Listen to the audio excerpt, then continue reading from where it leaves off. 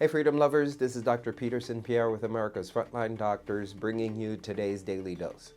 On Friday, the University of Virginia Board of Visitors adopted a resolution to scale back, not eliminate, medical mutilation procedures for minors in order to comply with President Trump's executive order and secure their federal funding.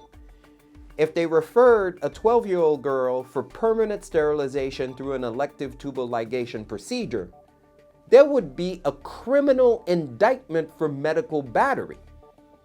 The only difference is that UVA's resolution refers to this permanent sterilization as gender-affirming care. In fact, the gender-affirming care is a far more permanent form of sterility than a tubal ligation, which does not affect the ovaries or production of eggs. The fact that medical mutilation is not a criminal offense, let alone remains legal, is a stain on our nation's virtue. To claim some moral high ground because a medical provider promises to indirectly subject children to medical mutilation and to continue medically mutilating current patients is simply perverse. President Trump has done everything within his power to eliminate child butchery, which is to stop using federal funds in this way, while medical institutions like the UVAs are keeping it on life support. The Congress or each state legislature must permanently forbid these mutilating procedures on our kids.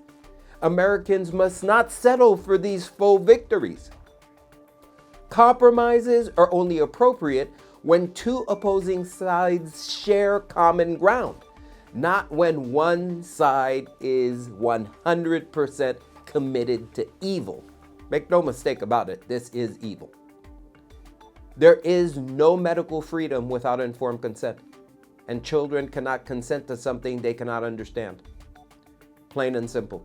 A 14-year-old cannot provide informed consent to be sterilized because they do not understand what it means to never have children. This is not a controversial statement. Every insurance company, hospital, and physician agrees with it.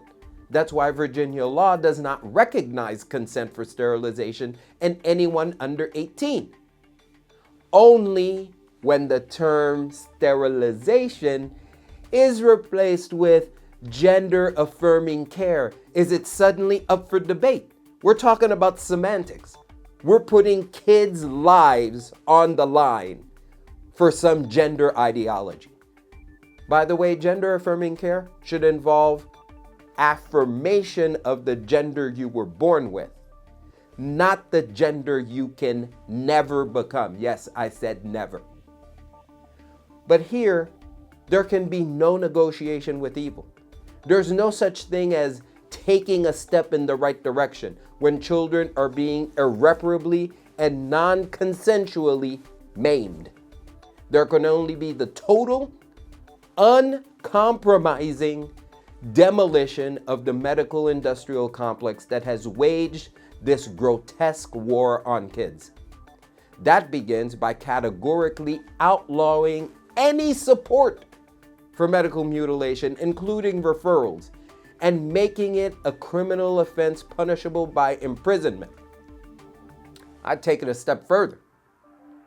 Every doctor involved should be stripped of his medical license and should not be allowed to practice medicine anywhere in this nation because they have repeatedly demonstrated that they are unfit for such a privilege.